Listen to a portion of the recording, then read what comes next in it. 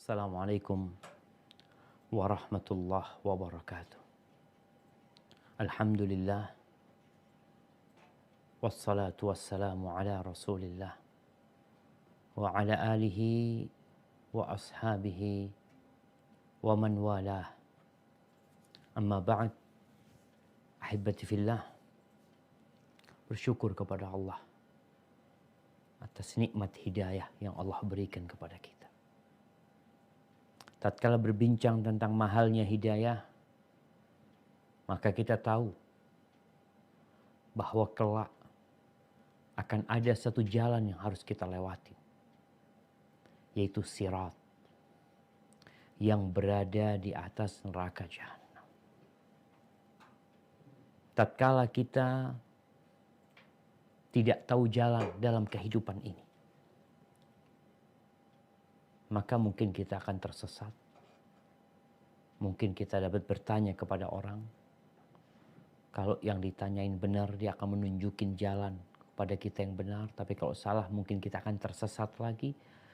Tapi tersesat dalam kehidupan dunia, dalam mencari dunia, maka insya Allah itu ringan. Tapi tatkala kita tersesat dalam perjalanan menuju kepada Allah Azza wa Jalla, maka kita tidak akan pernah sampai kepada Allah. Ahibati fillah, Allah mengatakan wa in minkum illa wariduha kana ala rabbika hatman maqdiya. Tidak ada satupun di antara kalian melainkan akan melewatinya, yakni melewati neraka. Semua. Itu sudah keputusan Allah Azza wa Jalla. Dan sebagian orang selamat kemudian bisa sampai ke surga. Sebagian orang terluka tapi masih selamat bisa sampai ke surga. Tapi banyak orang yang berjatuhan ke dalam neraka. Oleh karena itu, kalau kita bicara nikmat hidayah ini, mahalnya hidayah ini, pentingnya hidayah ini, nampak dalam sholat kita. Di mana setiap hari kita sholat 5 waktu. 17 rakaat. Kita tidak berhenti mengatakan ihdinas siratal mustaqim. Lalu kita lanjutkan lagi ihdinas siratal mustaqim. Lalu kita lanjutkan lagi ihdinas siratal mustaqim. Tunjukkan kepada kami jalan yang lurus. Kita nggak berhenti meminta hal itu. Karena sekali kita terpleset dan masuk ke dalam neraka karena salah jalan, engkau bisa bayangkan orang yang paling senang hidupnya di dunia, yang paling kaya, yang paling nikmat, yang paling nyaman. Jabatan dia dihormatin oleh manusia, harta dia berlimpah ruah, kesehatan fisik dia, keluarganya penuh dengan kegembiraan.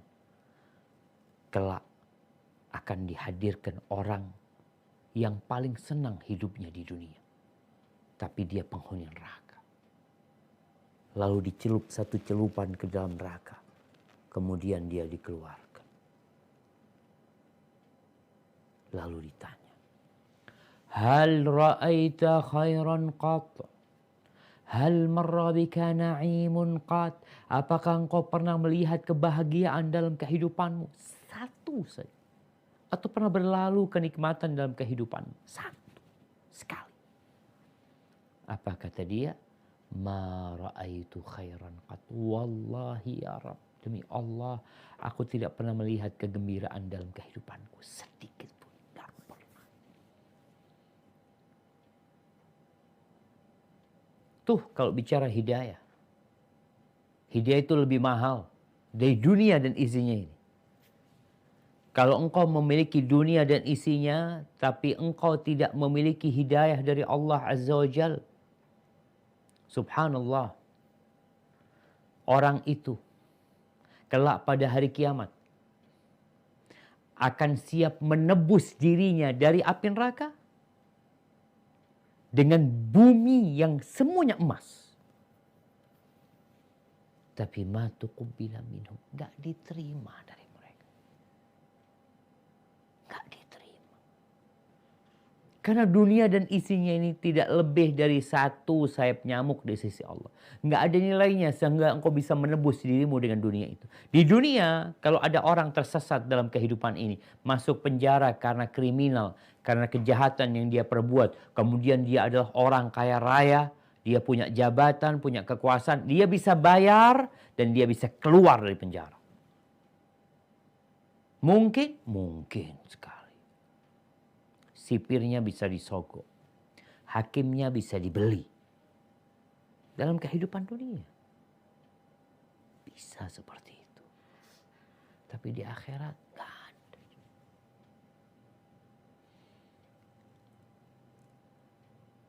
Ahibati fillah. Dan yang berhak memberikan hidayah itu Allah.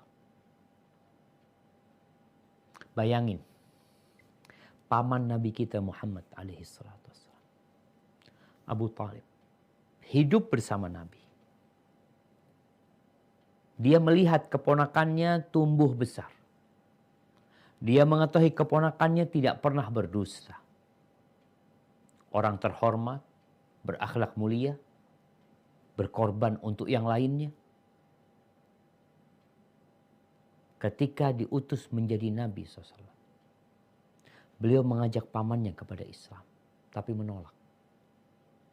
Tapi tetap sang paman membela keponakannya karena cinta sebagai seorang keponakan. Bukan sebagai seorang Nabi. Kecintaan Abu Talib kepada Nabi Muhammad SAW bukan kecintaan dengan dasar agama. Wa illa agamanya berbeda. Tahun pertama berlalu. Kedua berlalu, ketiga berlalu, sampai 10 tahun. Pamannya mau meninggal dunia. Sang keponakan datang mengatakan, Qul ya am, wahai paman katakan la ilaha illallah. Nabi mengajak. Yang diajak pamannya sendiri. Di situ ada Abu Jahal dan Abdullah bin Abi Umayyah. Setiap kali Nabi SAW menawarkan kepada pamannya untuk mengatakan la ilaha illallah, kalimah uhajju laka biha indallah, yang aku akan membelamu kelak dengan kalimat itu pada hari kiamat di hadapan Allah Azza wa Jal. Abu Jahal mengatakan bersama Abdullah bin Abi Umayyah, atarghabu an millati Abdul Muttalib, apakah engkau benci dengan ajaran bapakmu Abdul Muttalib? Akhirnya mati dalam kondisi musyrik. Abdullah bin Abi Umayyah yang mendengarkan akhirnya mati dalam kondisi Islam. Innaka la tahdi man ahbabta walakin Allah yahdi man yasha. Engkau tidak dapat memberikan hidayah kepada orang yang kau cintai, tapi Allah memberikan hidayah kepada siapa yang Allah kehendaki. Dan Allah lebih tahu siapa yang pantas mendapatkan hidayah. Maka ahibati fillah, kita nih yang sekarang dikasih hidayah Islam. Alhamdulillah kita masuk bulan Ramadan. Bulan penyucian jiwa. Penempaan manusia untuk menjadi insan yang bertakwa. Bulan diturunkannya Al-Quran yang kita tahu Al-Quran ini kitab hidayah. Inna hadzal Quran yahdi lillati hiya aqwam. Ini Quran memberikan petunjuk kepada jalan yang paling lurus. Alif Lam Mim. Dzalikal kitabu la raiba fih. Hudan lil muttaqin. Itu kitab tidak ada keraguan di dalamnya, petunjuk hidayah buat orang-orang yang bertakwa. Syahrul Ramadan alladzi unzila fihi al-Qur'an hudan linnas wa bayyinatin minal huda wal furqan. Bulan Ramadan, bulan diturunkannya Al-Quran sebagai petunjuk buat umat manusia. Dan penjelasan untuk petunjuk itu. Kita yang sudah Islam, nggak ada jaminan apakah hidayah ini akan tetap bersama kita. Wallahi nggak tahu. Ada orang-orang yang kita anggap baik, soleh, tapi ternyata mati dalam kondisi murtad. Na'udzubillah min dzalik. Anas bin Malik radhiyallahu anhu, dia mengatakan, kana rajulun nasraniyan Fa'aslam. Dulu ada orang Nasrani. Kemudian dia masuk Islam. Dia dari kalangan Bani Najjar. Wa qara al-Baqarah wa ala Imran. Dan dia hafal surat Al-Baqarah dan Ali Imran. Masya Allah. Ini orang masuk Islam di masa Nabi SAW. Hafal surat Al-Baqarah. Hafal surat Ali Imran. Fakana yaktubu lin Nabi sallallahu alaihi wasallam. Dia menuliskan buat Nabi SAW. Menulis wahyu. Atas perintah Nabi SAW. Fa'ada Nasraniyan. Lalu dia murtad kembali jadi Nasrani. Dia berjumpa dengan Nabi SAW. Dia hafal surat Al-Baqarah, surat Ali Imran. Tapi kemudian dia murtad. Mungkinkah orang yang hafal Quran kemudian murtad? Mungkin, jemaah. Nih. Di cerita Anas bin Malik. Fakana yaqul. Di antara yang dia katakan. Ma yadri Muhammadun illa ma katabtu lahu. Muhammad itu nggak tahu kecuali yang aku tuliskan buat dia. Subhanallah. Na'udzubillah min syarri. Fa'amatahu Allah fadafanu. Kemudian dia mati. Dia bergabung sama Nasara, kemudian dia mati, dikuburkan sama mereka. Ketika dikuburkan di tempat mereka, di pagi harinya sudah dimuntahkan oleh bumi. Keluar lagi dari perut bumi. Faqalu hadza fi'lu Muhammadin wa ashabihi. Lamma haraba minhum nabashu an sahibina fa'alqu. Ini pekerjaan Muhammad bersama sahabat-sahabatnya. Ketika dia masuk Islam, murtad jadi Nasara, akhirnya mereka nggak rela. Maka mati pun digali sama mereka, kemudian dikeluarkan jasad. Kemudian besokan harinya mereka gali lagi, didalamkan lagi. Sudah selesai. Besok lusanya keluar lagi. Kembali mereka mengatakan hadza fi'lu Muhammadin wa ashabihi. Ini pekerjaan Muhammad dan sahabat-sahabatnya. Mereka bongkar kuburannya gara-gara ini orang dia keluar dari Islam. Lalu di hari ketiga mereka gali lebih dalam lagi, sedalam yang mereka mampu.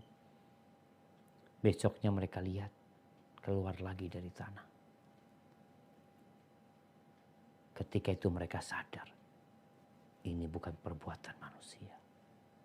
Akhirnya dilemparin batu, sudah ditutupin sana. Hadis rawahul Bukhari dan Muslim. Maka jamaah, nggak ada jaminan kita ini akan terus Islam. Kalau kita tidak menjaga hidayah yang Allah berikan kepada kita. Allah berpesan, ya ayyuhalladzina amanu taqullah. Wahai orang-orang beriman, bertakwalah kepada Allah haqqa tuqatihi, dengan sebenar-benarnya takwa, wala tamutunna illa wa antum muslimun. Jangan mati kecuali dalam kondisi Islam. Itu pesan Allah. Bagaimana Nabi Ibrahim, Nabi Ya'qub berpesan kepada putra-putranya sebelum meninggal dunia. Agar mereka tidak mati kecuali dalam kondisi Islam. Bagaimana doanya orang-orang soleh. Rabbana innana sami'na munadiyan yunadi lil iman an aminu bi rabbikum fa amanna. Rabbana faghfir lana dhunubana wa kaffir anna sayyiatina wa tawaffana ma'al abrar. Itu doanya orang-orang yang beriman, yang diberi hidayah oleh Allah Jalla Jalaluh. Mereka minta supaya dosa mereka diampuni, kesalahan-kesalahan mereka dihapuskan. Wa tawaffana ma'al abrar, dan matikan kami bersama orang-orang soleh. Maka bagaimana sekarang kita menjaga hidayah ini? Kalau engkau menganggap itu mahal, maka engkau akan jaga. Tapi kalau enggak, gimana mau jaga? Orang tuh jaga barang yang mahal. Orang kalau punya motor mahal, Masya Allah dijagain sama dia. Mobil mahal dijagain. Tapi kalau motor lama dibiarin kena hujan, kena apa. Maka agar hidayah yang ada pada diri kita tidak hilang dan pergi, berdoalah, minta sama Allah. Alhamdulillah, kita tiap hari berdoa, ihdinas siratal mustaqim. Tapi apakah tatkala kita mengatakan ihdinas siratal mustaqim, kita benar-benar meminta? Apalagi di bulan Ramadan ini, yang sholat tarawih 23 rakaat, 23 kali dia mengatakan ihdinas siratal mustaqim. Tapi hadirkah hatimu tatkala engkau meminta dan memohon? Loh, kenapa Ustaz? Innallaha la yastajibu du'aan min qalbin lahin ghafil. Kata Nabi alaihi salatu wassalam, Allah tidak mengabulkan doa yang bersumber dari hati yang lalai dan lupa. Lisannya minta hidayah, hatinya minta pisang goreng. Hatinya memikirkan makanan. Hatinya memikirkan mebel. Hatinya memikirkan kerjaan dia. Maka tolong, kalau engkau benar-benar menghargai hidayah ini, hadirkan hatimu tatkala mengatakan ihdinas siratal mustaqim. Dalam sebuah hadis qudsi, Allah Azza wa Jalla mengatakan, ya ibadi, kullukum dhallun illa man hadaitu. Wahai hamba-hambaku, kalian semua tersesat semuanya. Illa man hadaitu, kecuali orang yang aku kasih petunjuk. Fastahduni ahdikum, mintalah kepada aku petunjuk, aku kasih sama kalian.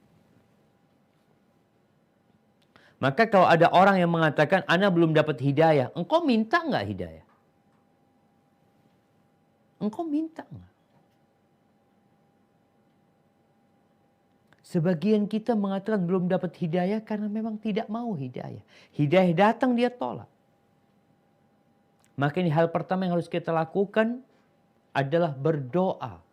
Ada banyak doa yang diajarkan Nabi SAW. Allahumma inni as'alukal huda. Ya Allah, aku memohon kepadamu petunjuk ya Allah. Minta petunjuk sama Allah. Bukan cuma fulus. Bukan cuma kesehatan jasad. Bukan hanya kelanggengan rumah tangga. Tapi yang diminta hidayah yang dapat mengantarkan kita ke surga Allah Azza wa Jal. Penghuni surga tatkala masuk surga apa kata mereka? Alhamdulillahilladzi hadana lihada. Wa ma kunna linahtadiya laula an hadanallah. Mereka mengatakan itu. Mereka yakin hidayah ini milik Allah. Maka mereka katakan segala puji bagi Allah yang telah memberikan hidayah kepada kami. Kalau bukan karena hidayah Allah, ya kita nggak akan masuk surga, nggak bakalan jemaah. Yang kedua, jangan cuma doa doang, perlu berjuang. Kita ini sering mengatakan, ya Allah Ustaz, doakan Ustaz, ini itu. Nah, tapi engkau perlu berjuang. Apakah kita menunggu ada malaikat yang mengajak kita untuk ke masjid? Ketika adzan dikumandangkan, engkau menunggu ada malaikat yang mengajakmu? Bukankah engkau sudah dipanggil dan engkau sudah mendengarkan? Hayya 'alas shalah. Engkau dipanggil, kenapa engkau tidak menggerakkan kakimu? Kenapa engkau tidak meletakkan handphone? Kenapa engkau tidak berwudu kemudian beranjak meninggalkan tempatmu menuju ke panggilan Allah Azza wa Jalla? Perlu adanya perjuangan. Nah. Dan Allah Azza wa Jalla berjanji, walladzina jahadu fina lanahdiyannahum subulana. Dan orang-orang yang berusaha dengan sungguh-sungguh di jalan kami, ada usaha, pasti kami akan tunjukkan kepada mereka jalan-jalan kami. Wa innallaha lama'al muhsin. Allah tuh bersama orang-orang baik gitu. Nggak mungkin orang baik ini kemudian nggak dapat hidayah. Loh Ustaz, tapi Anda lihat dia orang baik. Secara pandangan mata, dia baik. Hati-hati. Innallaha la yanzuru ila suwarikum wala ila amwalikum. Allah tuh nggak lihat kepada rupa kalian, penampilan kalian, harta kalian. Lah. Terus yang dilihat apanya? Wa innama yanzuru ila qulubikum wa a'malikum. Yang Allah lihat tuh hati kalian dan amal perbuatan kalian. Kadangkala kelihatannya orang baik, tapi hatinya nggak baik. Ria dia selama ini. Pencitraan doang. Allah tahu. Sehingga kadangkala kita itu ngelihat orang kok kayaknya orang baik, tapi matinya su'ul khatimah. Na'udzubillah min dzalik. Cerita seorang muadzin yang mati murtad. Ada. Kita benar-benar harus menjaga ini hidayah. Jadi kita perlu berjuang. Ahibati fillah, kesempurnaan manusia itu dengan dua hal. Dengan ilmu, yang dengannya belajar tuh dia jadi tahu, oh ini nggak boleh ternyata, ini boleh. Ilmu doang nggak cukup, perlu adanya semangat untuk mengamalkan ilmu tersebut. Sehingga disinilah bagaimana kalau kita mendengar ceritanya Salman Al-Farisi berjuang mencari hidayah. Allahu Akbar. Dari Persia sana menuju ke Syam, dari Syam menuju ke Turki, menuju ke Irak lagi, sampai menuju ke Madinah, dijual jadi budak. Dia pun tetap bersemangat mencari hidayah. Allah pertemukan kepada hidayah. Jadi yang jauh dapat hidayah, yang dekat, yang pamannya sendiri, Abu Talib, Abu Lahab, yang melihat mukjizat Nabi alaihi salatu wassalam, melihat secara langsung ayat-ayat Allah turun kepada Nabi, dibacakan kepada mereka, nggak masuk Islam. Kenapa? Nggak ada perjuangan mereka. Salman Al-Farisi meninggalkan orang tuanya, meninggalkan kemewahannya. Bapaknya ini bukan orang sembarangan, tokoh di masyarakat, ditinggal sama-sama. Demi mencari hidayah. Bertahun-tahun jamaah. Maka perlu perjuangan. Tunjukkan, buktikan perjuanganmu. Allah tuh melihat. Baik jamaah. Kemudian yang ketiga. Untuk mendapatkan hidayah itu membaca Al-Quranul Karim. Yang menuntut ilmu sebenarnya diantaranya adalah dengan membaca Al-Quranul Karim. Maka di bulan Ramadan ini seharusnya hidayah itu naik. Kalau nggak naik, mungkin kau nggak baca Quran. Baca Ustaz, mungkin nggak sama artinya. Karena orang-orang dulu di masa Nabi SAW, Nabi itu kalau dakwah nggak terlalu banyak beliau berbicara. Beliau lebih sering membacakan ayat-ayat Allah kepada orang-orang musyrikin. Dan masuk Islam mereka. Karena orang Arab ngerti sama arti yang dibacakan. Dan Allah benar-benar mengatakan, Quran ini kitab hidayah. Hudan lil muttaqin. Uthman bin Affan mengatakan, "Lau tahurat qulubukum ma syabi'at min kalami rabbikum." Kalau hati kalian benar, kalian tidak akan pernah puas membaca Al-Quran. Maka kita kadang-kadang bingung kalau melihat bagaimana sekelas ya Qatadah bin Da'am as-Sadusi di bulan Ramadan ya. Tiap 3 hari hatam. Di luar Ramadan tiap 7 malam hatam. Masuk 10 hari terakhir tiap malam hatam. Allahu Akbar.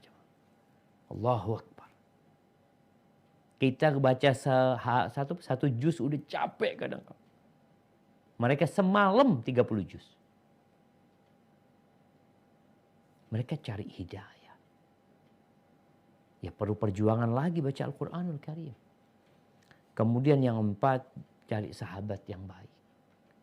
Hargai hidayah itu. Jangan kemudian Allah udah kasih hidayah engkau tidak berubah. Kawan-kawannya tetap yang lama. Padahal Allah mengatakan, ya ayyuhalladzina amanu taqullaha wa kunu ma'as sadiqin. Wahai orang-orang beriman, bertakwalah kepada Allah dan bergabunglah kalian bersama orang-orang yang jujur, yang benar. Pergaulan perlu dirubah. Kalau engkau dapat hidayah tapi engkau bergaul dengan yang tidak dapat hidayah,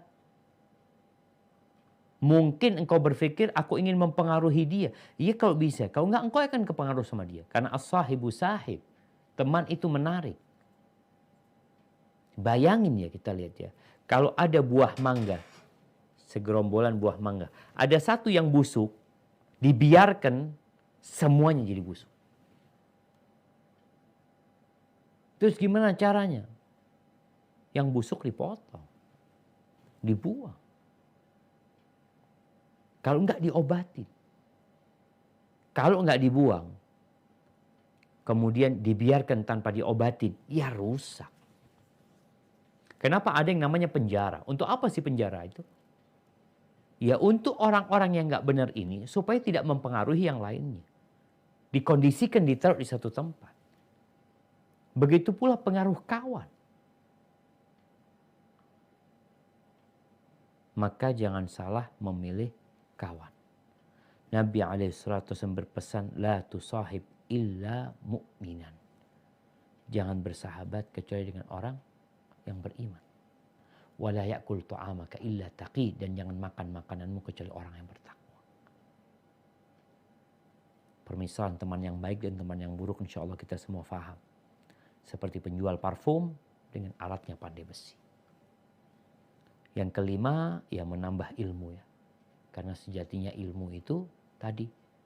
Orang dengan ilmu tiap pagi berdoa. Allahumma inni as'aluka ilman nafi'an wa rizqan tayyiban wa amalan mutaqabbala. Karena ilmu yang bermanfaat itu akan mengantarkan kita kepada hidayah. Tapi kalau enggak, na'udzubillah. Beliau berlindung.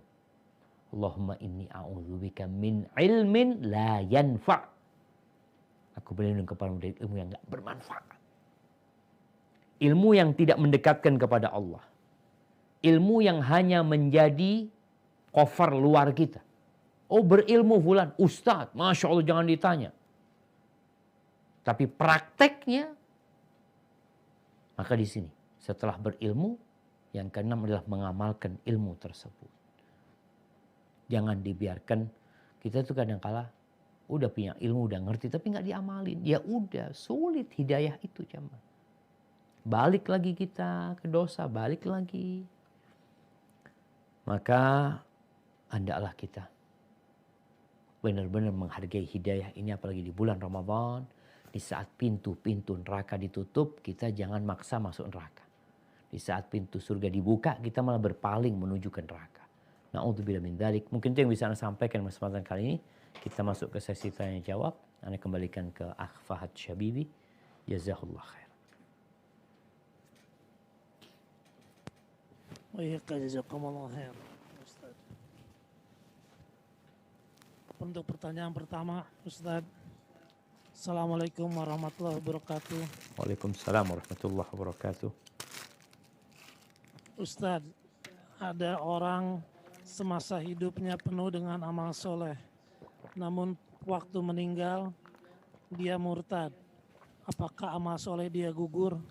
Barakallahu fikum. Subhanallah jamaah. Iya jamaah. Gimana dengan orang yang selama hidupnya beramal soleh tapi matinya murtad? Nabi SAW mengatakan innamal a'malu bil khawatim. Sesungguhnya amalan itu tergantung penutup. Maka para salafus saleh itu takut sekali dengan kematian. Dan Nabi SAW berdoa, Allahumma inni a'udzubika ayyatakhabbatani syaitan indal maut. Ya Allah, aku berlindung kepadamu jangan sampai disesatkan syaitan ketika mati. Kenapa? Karena semua amalannya gugur. Nggak ada gunanya. Allah Azza wa Jalla mengatakan kepada Nabi alaihi salatu wassalam, "Walaqad uhiya ilaika wa ilal ladzina min qablika la in asyrakta la yahbatanna 'amaluka wa la takunanna minal khasirin." Dan telah diwahyukan kepadamu dan kepada nabi-nabi sebelummu, kalau engkau melakukan kesyirikan, gugur semua amalanmu. Semua hajinya, umrohnya, puasanya, sodakohnya, semuanya gugur. Dan engkau akan menjadi orang-orang yang merugi. Karena memang yang menjadi tolak ukur itu kematian. Allah katakan, wala tamutunna illa wa antum muslimun. Proses perlu dijaga. Makanya kalau kita melihat ada orang yang kelihatannya baik, tapi tahu-tahu mati su'ul khatimah, berarti memang dia sebenarnya nggak baik. Penampilannya yang baik. Isinya, wallahu a'lam. Dan terbukti isinya nggak baik ketika mati. Ada orang yang kelihatannya jahat, ya. Tapi matinya, ya Allah Ustaz, mati dia udah tobat. Padahal jangan tanya dosa apa semua sudah dia lakukan. Seperti yang membunuh 99 orang sampai 100 orang. Matinya dapat hidayah. Kenapa? Karena di hati dia ternyata dia ini ada kebaikan sebenarnya. Dia ingin berubah, dia ingin bertobat, cuma belum ketemu. Maka di sini perbedaannya kadangkala ada orang yang kita anggap soleh, matinya na'udzubillah, su'ul khatimah. Ada orang yang kita anggap buruk, memang secara amalan dia buruk. Tapi ternyata hati dia baik sebenarnya. Sehingga tatkala di akhir hayatnya Allah kasih hidayah dan mati husnul khatimah. Naam, hadza wallahu a'lam bissawab. Pertanyaan kedua, Ustadz. Barakallahu fiik. Assalamualaikum warahmatullahi wabarakatuh. Mohon petunjuknya, Ustadz, apakah bedanya antara hidayah dan taufik? Barakallahu fikum. Masya Allah, barakallahu fikum. Naam jemaah. Hidayah itu ada beberapa macam. Ada yang membagi menjadi 2, ada yang menjadi 3. Kalau yang membagi menjadi 3, ada yang namanya hidayah ammah, hidayah umum. Petunjuk umum ini yang diberikan kepada seluruh makhluk Allah Azza wa Jalla. Seperti yang kita baca di surat Al-A'la, Sabbihisma rabbikal a'la, alladhi khalaqa fasawwa, walladhi qaddara fahada. Allah yang menentukan dan Allah yang memberikan petunjuk. Ini kepada seluruh alam semesta ini. Allah memberikan petunjuk kepada kemaslahatan dia. Seperti kita lihat bagaimana ikan ketika dia punya anak, gimana dia tahu anaknya tuh dimasukin ke mulutnya. Kalau ikan mujair jemaah ya, kita lihat dia masukin ke mulutnya, dia keluarkan lagi. Siapa yang ngajarin dia? Allah Azza wa Jalla. Bagaimana Allah memberikan petunjuk kepada lebah? Anittakhidhi minal jibali buyutan. Gimana Allah beri petunjuk lebah itu? Untuk tinggal di yang dibikin manusia di gunung-gunung. Mencari madu, balik lagi ke sana. Siapa yang kasih petunjuk? Allah Azza. Jadi ini petunjuk secara umum.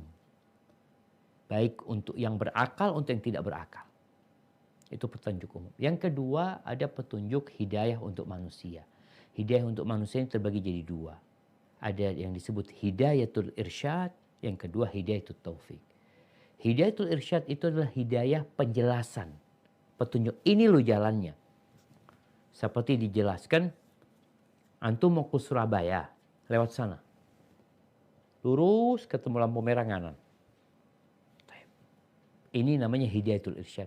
Dia lewat sana atau nggak lewat sana nggak ada urusan. Urusan dia. Yang penting Anda udah kasih penjelasan. Jadi Nabi SAW memberikan petunjuk. Udah dikasih tahu. Ada surga, ada neraka. Mereka mau tidak mau urusan manusia. Di sini Nabi SAW, wa ma 'alaika illal balagh, kewajibanmu hanya menyampaikan. Ini hidayatul irsyad. Dan Allah telah memberikan hal itu. Seperti firman Allah, hudan linnas, Quran ini hudan linnas. Syahrul Ramadan alladzi unzila fihi al-Quran hudan linnas. Ini petunjuk hidayatul irsyad tadi. Semuanya dapat petunjuk. Yang kafir, yang muslim. Hidayatul taufik seperti yang ada dalam Al-Baqarah. Dzalikal kitabu la raiba fi hudan lil muttaqin. Ini taufik. Yang mana yang dapat mengambil manfaat dari hidayah itu adalah orang-orang yang bertakwa gitu. Adapun firman Allah, ihdinas siratal mustaqim, ya kita pinta tiap hari. berulang kali, maka dia mengandung dua hidayah. Hidayatul irsyad supaya kita terus dikasih petunjuk, dan hidayatul taufik supaya kita dapat mengamalkan petunjuk tersebut. Jadi hidayatul taufik itu lebih kepada menerima hidayah yang Allah berikan, kemudian mengamalkannya. Ini yang hak prerogatif milik Allah Azza wa Jalla. Hanya milik Allah memberikan taufik. Seperti paman Nabi, Nabi nggak bisa memberikan hidayatul taufik. Tapi hidayatul irsyad beliau sampaikan. Paman seperti ini, seperti itu. Abu Lahab juga dikasih tahu, tapi nggak terima. Itu yang dimaksud dengan hidayatul taufik, hidayatul dalalah atau hidayatul irsyad. Hadza wallahu a'lam bissawab. Assalamualaikum warahmatullahi wabarakatuh. Waalaikumsalam warahmatullahi wabarakatuh. Ustadz, apa ciri-cirinya ketika hidayah datang menyapa? Dan setelah itu, apa yang harus kita lakukan ketika hidayah datang kepada kita? Dan jika kita terjerumus kembali dalam dosa, apa yang harus kita lakukan? Barakallahu fiik. Barakallahu fiik, subhanallah jamaah. Ya, kalau bicara hidayah datang kepada kita, yang pertama tentunya hidayatul irsyad. Ada yang ngajak kita, ada yang ngasih tahu kita, datang tuh hidayah. Di mana kita lagi duduk-duduk, dapat share video tentang ceramah, kita baca, ya Allah, bagus banget. Datang nih hidayah sama kita. Tinggal tuh hidayah, engkau bukain pintu atau engkau tutupin pintu, kayak tamu yang datang. Ada tamu ketuk pintu, terserah antum mau buka pintu. Oh Ustaz, kalau anak buka pintunya masuk capek lah, harus nyuguhin ini itu macam-macam. Nah, konsekuensinya seperti itu. Tapi kalau antum tutup, dia nggak masuk. Maka sikap seorang ketika dapat hidayah, tolong dibukain, dijamu itu hidayah, diterima itu hidayah, dipikirkan, dicerna, kemudian diamali. Jadi jangan sampai ketika hidayah datang cuma sekedar nunduk-nunduk aja kita. Dikasih tahu, oh iya, nah, syukran, jazakallah khair, barakallahu fiik. Ya syukran, jazakumullah khairan, kemudian diamalkan. Sebelum hidayah itu pergi. Karena ada orang yang dapat hidayah, kemudian menunda-nunda pengamalan. Kata Nabi SAW, badiru bil a'mal. Segera kalian amalkan. Fitanan kaqita'il lailil mudlim. Sebelum datang fitnah-fitnah yang seperti potongan malam yang gelap gulita. Akan datang kekacauan. Akan datang fitnah. Yang gelap gulita. Namanya orang gelap gulita. Dia bingung mau kemana. Mungkin dia jalan nabrak sana, nabrak sini. Maka Nabi nyuruh kita segera beramal ketika hidayah itu datang. Kata Nabi SAW, yusbihur rajulu mu'minan wa yumsi kafir. Ketika fitnah itu datang, orang ini pagi harinya beriman, sore harinya kafir. Perubahan begitu cepat. Sorenya, malamnya masih ikut kajian, paginya kafir. Kenapa itu terjadi? Yabi'u dinahu bi'aradin minad dunya. Dia menjual agamanya untuk mendapatkan sedikit kenikmatan dunia. Itu gara-gara hidayah datang gak langsung diamalin. Gak dibukain pintu. Cuma dilihat dari luar. Maka tolong diamalkan. Jadi ini yang bisa kita ketahui. Hidayah datang itu, hidayatul irsyad datang kepada kita. Masya Allah, sambut dia. Kemudian gimana kalau kita terjebak dosa lagi. Maka yang pertama, manusia itu wajar berbuat dosa agar dia nggak congkak dan sombong. Agar tidak sok suci dia. Itu di antara hikmah manusia berbuat dosa. Terus tugasnya, taubat engkau. Tahu dengan kelemahan dirimu. Kembali kepada Allah Azza wa Jalla. Terus bertekad untuk tidak ngulangin. Di sini konsekuensi orang yang kembali kepada Allah Azza wa Jalla setelah berbuat dosa, tinggalkan kawan-kawan lama, tinggalkan sebab-sebab berbuat dosa, tinggalkan tempat-tempat yang membuat dia terperosok berbuat dosa. Oleh karena itu, orang yang membunuh 100 orang, itu yang namanya 99 orang plus 1, Dikasih nasihat apa? Tinggalkan kampungmu. Ini sebagai konsekuensi tobat yang nasuha. Soalnya kalau engkau mengatakan engkau bertobat, tapi engkau tetap di sana, balik lagi berbuat dosa nantinya. Sehingga ketika hidayah itu datang, tolong dibukain pintu, diamalin, kemudian minta sama Allah supaya dikasih kemampuan untuk menjaganya. Soalnya kalau enggak berbuat dosa lagi, terus gimana Ustaz? Dia tobat lagi. Terus berbuat dosa lagi, tobat lagi. Sampai kapan? Sampai mati kita bertobat kepada Allah. Bukan sampai mati berbuat dosa ya, sampai mati kita bertobat kepada Allah Azza wa Jalla. Hadza wallahu a'lam bissawab. Assalamualaikum warahmatullahi wabarakatuh, Ustadz. Waalaikumsalam warahmatullahi wabarakatuh. Apakah hukumnya orang berpuasa tapi tidak sholat dan orang sholat tapi tidak berpuasa? Barakallahu fikum. Wa fikum barak. Ahibati fillah. Allah Azza wa Jalla mengatakan, Ya ayyuhalladzina amanu udkhulu fis silmi kaffah.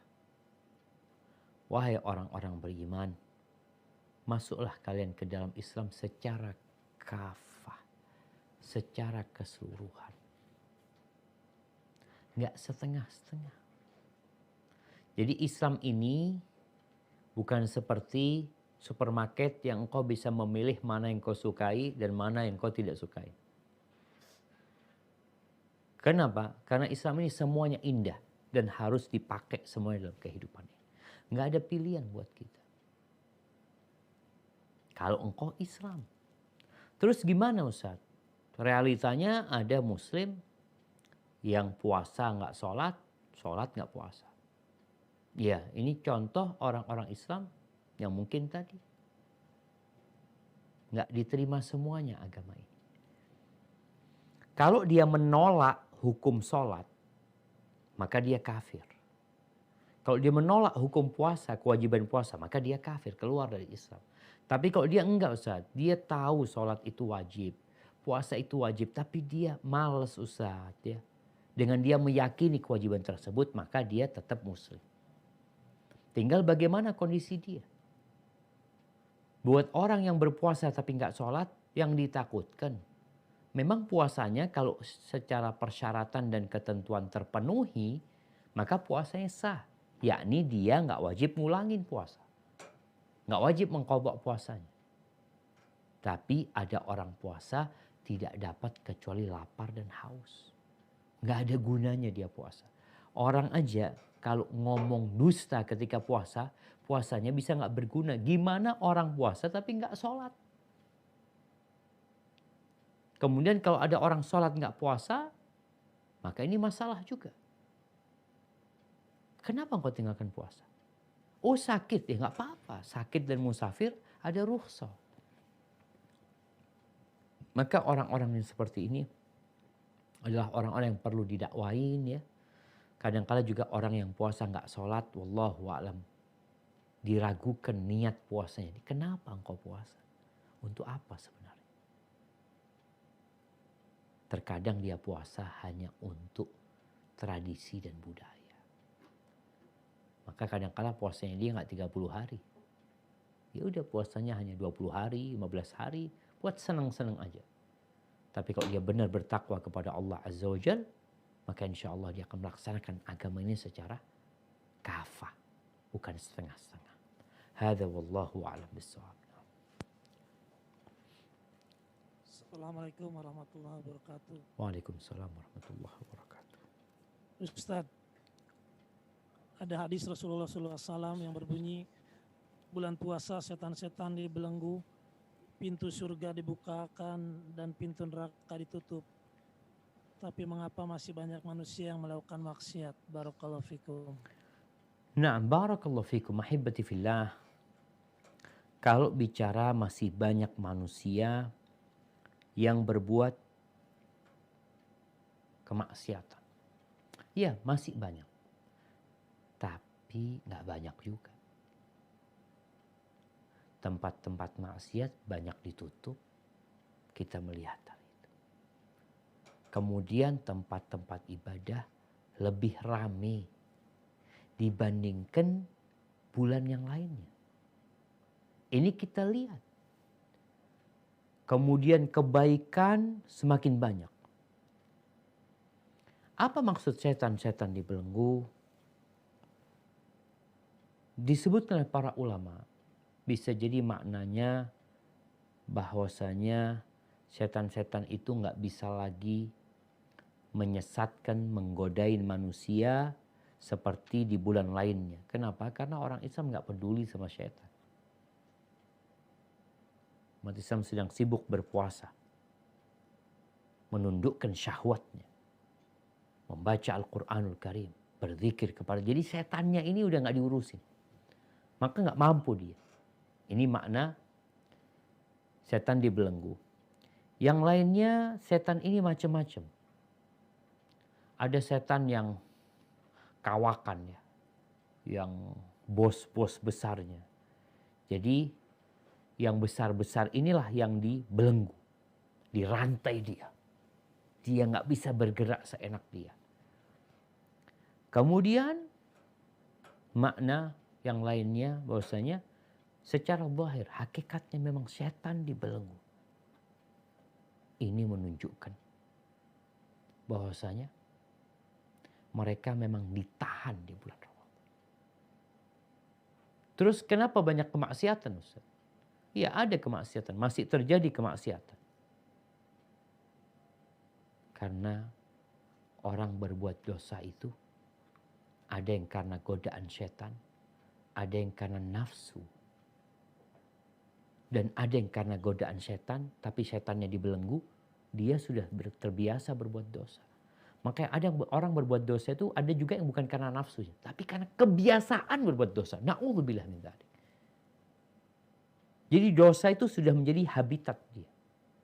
Menjadi sesuatu yang kebiasaan. Maka di bulan Ramadan setannya dibelenggu, manusianya jadi setan. Jadi 11 bulan udah disiapin sama setan, digodain ya, macem-macem. Akhirnya ketika setannya dibelenggu, dia tetap berbuat dosa. Tadi ada yang puasa nggak sholat. Ramadan iya. Sebaliknya ada yang seperti itu. Jadi setan itu memang dibelenggu secara makna hakikatnya, atau dia dirantai tapi dia masih bisa bergerak ya, namun terbatas. Terus berkaitan dengan manusia, ya karena dia sudah biasa berbuat dosa. Na'udzubillah min dzalik. Sehingga dikatakan ya baghiyal khair aqbil, wahai orang yang ingin kebaikan, nih saatnya kau berbuat baik. Wa ya baghiyasy syarr, wahai orang yang punya niat jahat, punya kemauan berbuat dosa, tahan. Artinya dia secara manusiawi punya keinginan, punya kecondongan berbuat dosa tanpa bisikan setan. Ada syahwat dia dan nafsunya. Tahan. Jadi seperti itu. Tapi yang jelas jemaah, kita benar-benar di bulan Ramadan melihat perbedaan. Tidak seperti dengan bulan-bulan lainnya. Hadza wallahu a'lam bissawab. Bismillah, Assalamualaikum warahmatullahi wabarakatuh. Afwan Ustadz, izin bertanya, bagaimana cara untuk istiqomah di atas sunnah Rasulullah SAW di zaman sekarang ini? Adakah doa yang sering dipanjatkan Rasulullah untuk menjaga hidayah di dalam diri beliau? Jazakumullah khairan, barakallahu fiik. Masya Allah jemaah. Iya jemaah.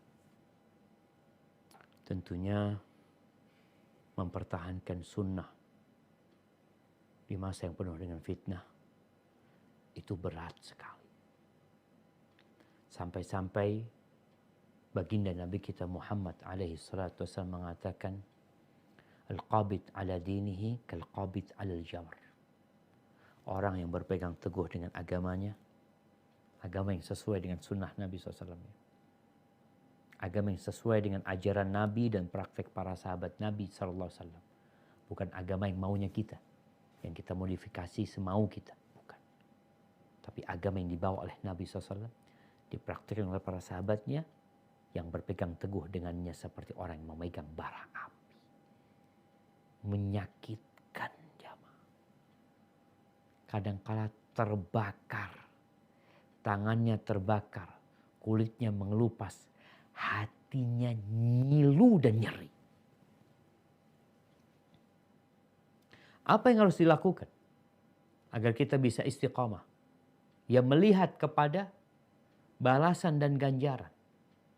Seorang yang beriman dengan balasan yang Allah akan berikan, dia akan bertahan. Makanya ketika pembagian rapot pada hari kiamat, orang yang mendapatkan kitab dengan tangan kanannya atau dari arah kanannya, apa kata dia? Ha umuqra'u kitabiyah. Kalian baca kitab, baca. Rapotkan. Inni dhanantu anni mulaqin hisabiyah. Aku yakin kalau aku akan dihisab. Aku yakin. Ini salah satu sebab orang itu istiqomah.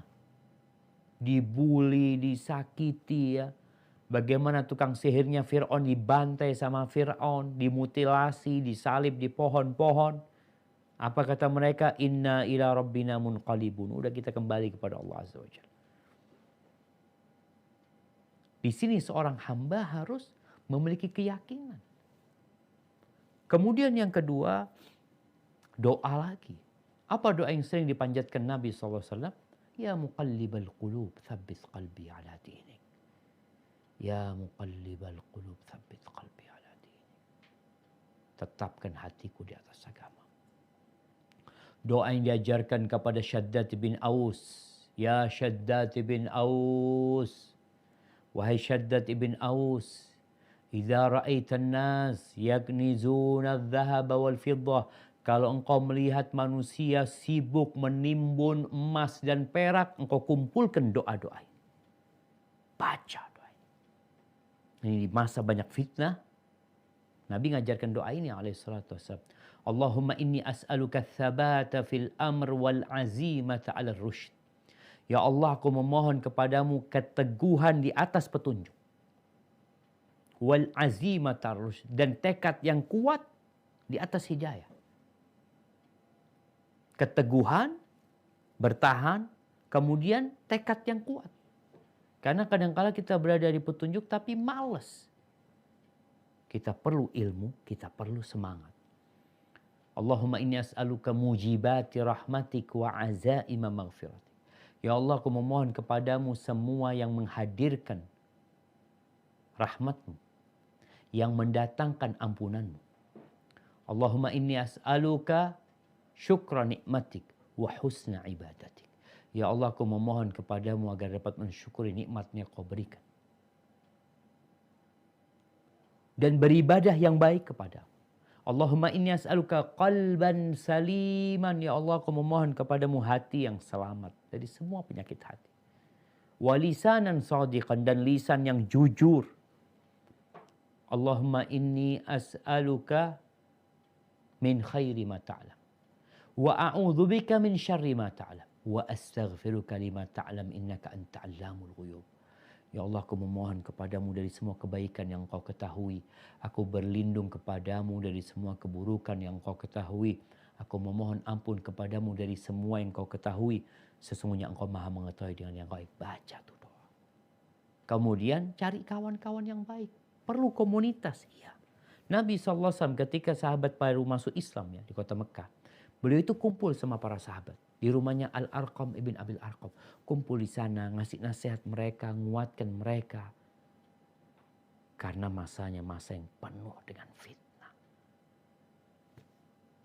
Hadza wallahu a'lam bishawab. Mungkin ini dua pertanyaan terakhir, Ustaz. Barakallahu fikum. Assalamualaikum warahmatullahi wabarakatuh. Waalaikumsalam Ustaz, warahmatullahi wabarakatuh. adakah lafaz niat diucapkan dalam memulai sholat?